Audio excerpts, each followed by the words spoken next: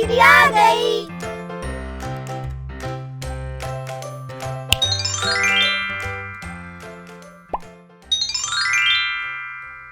संख्या रेखा पर पूर्ण संख्याएं।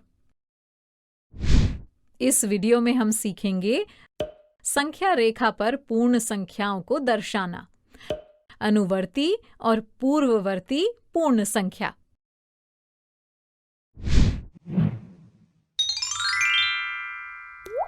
संख्या रेखा पर पूर्ण संख्याओं को दर्शाना।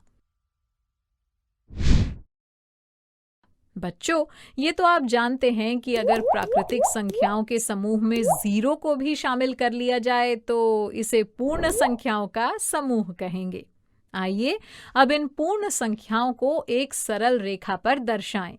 इसके लिए सबसे पहले हम एक रेखाखंड खींच लेते हैं और इसमें बराबर दूरी पर कुछ बिंदु बना लेते हैं और अब बाईं तरफ से इन बिंदुओं के नीचे बढ़ते क्रम में संख्याएं लिखते चले जाते हैं।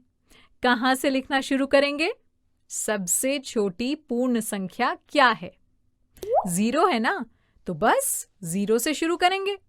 0, 1, 2, 3, 4, 5 और इसी तरह बढ़ते हुए समान दूरी पर बने हुए इन बिंदुओं पर संख्याएं लिखते जाते हैं। बच्चों, इस सरल रेखा को जिस पर संख्याओं को समान दूरी पर बिंदुओं की सहायता से दर्शाया गया है, संख्या रेखा या नंबर लाइन कहते हैं। देखिए, इस संख्या रेखा में हर पूर्ण संख्या के ठीक दाईं ओर की पूर्ण संख्या उससे एक अधिक है।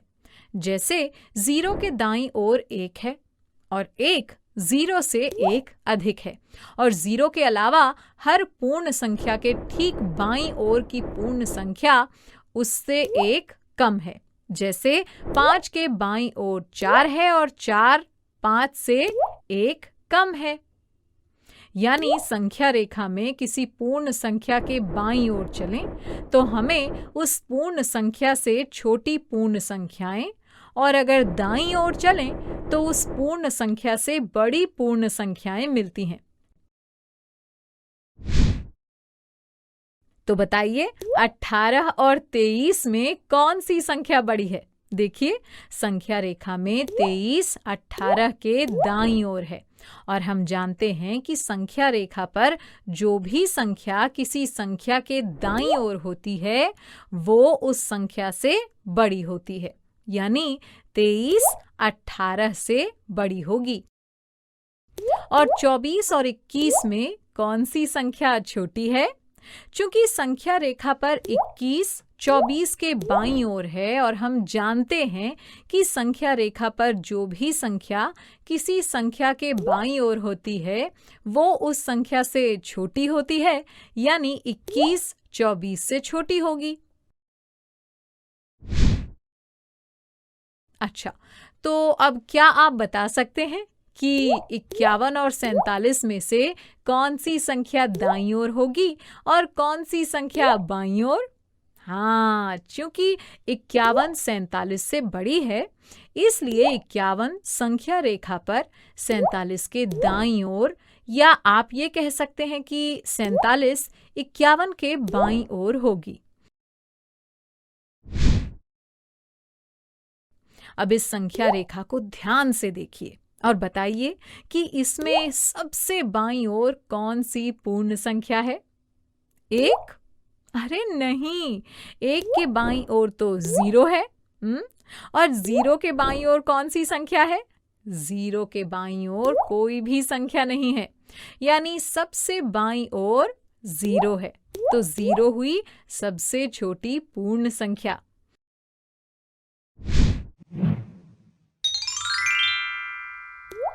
अनुवर्ती और पूर्ववर्ती पूर्ण संख्या। अच्छा, तो अब क्या आप इस संख्या रेखा को देखकर बता सकते हैं कि 5 के बाद कौन सी संख्या है? बिल्कुल ठीक, 6 है। और 6 के बाद 6 + 1 यानी 7 और 7 के बाद 7 + 1 यानी 8 है। बच्चों, प्राकृतिक संख्याओं की तरह ही पूर्ण संख्याओं में किसी पूर्ण संख्या के ठीक बाद वाली पूर्ण संख्या को अनुवर्ती संख्या कहते हैं। यानी हम ये कह सकते हैं कि किसी भी पूर्ण संख्या में एक जोड़ देने पर उसकी अनुवर्ती संख्या प्राप्त होती है। तो क्या आप बता सकते हैं कि 97 की अनुवर्ती संख्या कौन सी होगी? 98। शाबाश।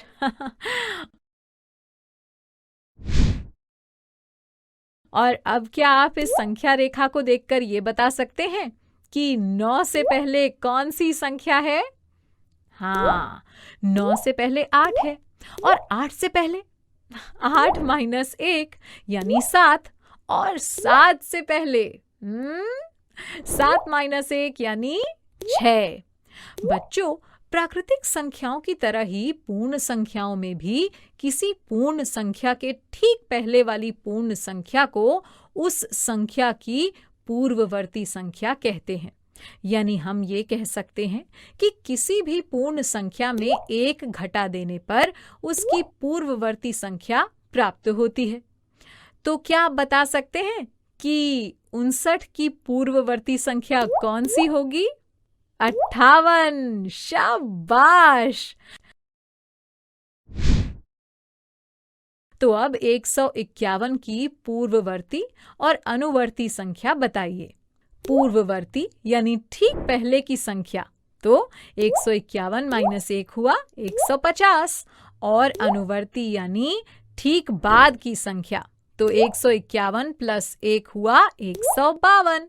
तो 151 की पूर्ववर्ती संख्या हुई 150 और अनुवर्ती संख्या हुई 152। अच्छा, अब पूर्ण संख्याओं के समूह में एक की अनुवर्ती और पूर्ववर्ती संख्या बताइए। एक की अनुवर्ती यानी ठीक बाद की संख्या, यानी 1 प्लस 1 हुआ 2 और एक की पूर्ववर्ती यानी ठीक पहले की संख्या, तो 1 माइनस 1 हुआ 0। तो एक की अनुवर्ती संख्या हुई 2 और पूर्ववर्ती संख्या हुई 0। और अब पूर्ण संख्याओं के समूह में 0 की अनुवर्ती और पूर्ववर्ती संख्या बताइए। 0 की अनुवर्ती यानी ठीक बाद की संख्या हुई 0 प्लस 1 यानी 1 और 0 की पूर्ववर्ती यानी ठीक पहले की संख्या। पर 0 के पहले तो कोई पूर्ण संख्या नहीं होती है, क्योंकि 0 तो सबसे छोटी पूर्ण संख्या है। यानी 0 की कोई भी पूर्ववर्ती पूर्ण संख्या नहीं होती। बच्चों, क्या इसी तरह आप बता सकते हैं कि सबसे बड़ी पूर्ण संख्या क्या है? सोचिए सोचिए। अच्छा, मैं बताती हूँ। चूंकि पूर्ण संख्याओं का समूह 0 और प्राकृतिक संख्याओं से मिलकर बनता है, इसलिए जिस तरह कोई भी प्राकृतिक संख्या सबसे बड़ी प्राकृतिक संख्या नहीं होती, वैसे ही कोई भी पूर्ण संख्या सबसे बड़ी नहीं हो सकती।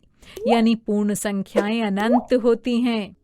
पूर्ण संख्याओं को संख्या रेखा पर दर्शाना तो आपको समझ आ गया है ना?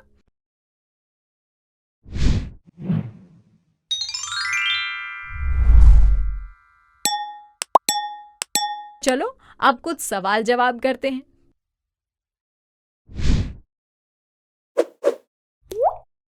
अच्छा, अब ये बताओ कि क्या ये कथन सत्य है अथवा असत्य? पूर्ण संख्याओं को संख्या रेखा पर बराबर दूरी पर दर्शाया जाता है।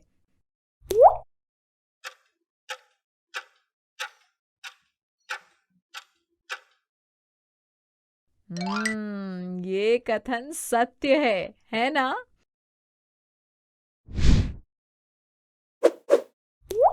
और 27 की अनुवर्ती संख्या बताइए। जल्दी जल्दी, हाँ।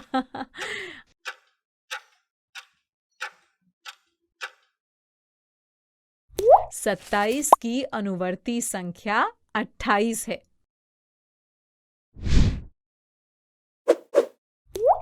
अच्छा, और 78 की पूर्ववर्ती संख्या क्या है?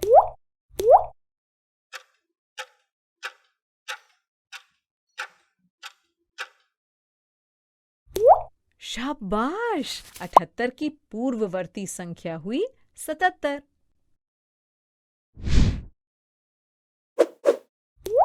संख्या रेखा पर 99 के बाद कौन सी पूर्ण संख्या आती है? सोचिए सोचिए।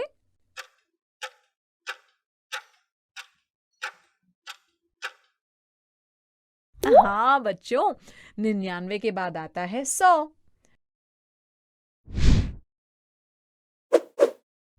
इनमें से सबसे छोटी पूर्ण संख्या कौन सी है?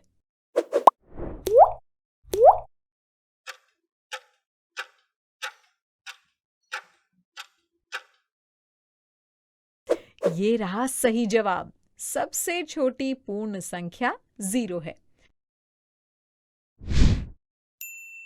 बच्चों, वर्कबुक में ऐसे ही बहुत सारे प्रश्न दिए गए हैं। आपको उनका खूब अभ्यास करना है, ठीक है? बच्चों, अब मैं जाती हूँ, कल फिर मिलने आती हूँ। इंग्लिश में अब होंगी बातें, मैथ सीखेंगे हंसते गाते। आपको ये वीडियो देखकर मजा आया ना? अगर आप इस वीडियो से संबंधित अन्य संसाधन जैसे कि अन्य वीडियो, गतिविधियां, क्विज इत्यादि देखना चाहते हैं तो अभी डाउनलोड करें संपर्क स्मार्ट शाला मोबाइल एप्लीकेशन। और हाँ, अगर आपको ये वीडियो अच्छा लगा हो तो इसे जरूर लाइक करें। और भी नए नए वीडियोस देखने के लिए सब्सक्राइब बटन पर क्लिक करना न भूलें। मिलते हैं बहुत जल्द YouTube और संपर्क स्मार्ट शाला ऐप पर।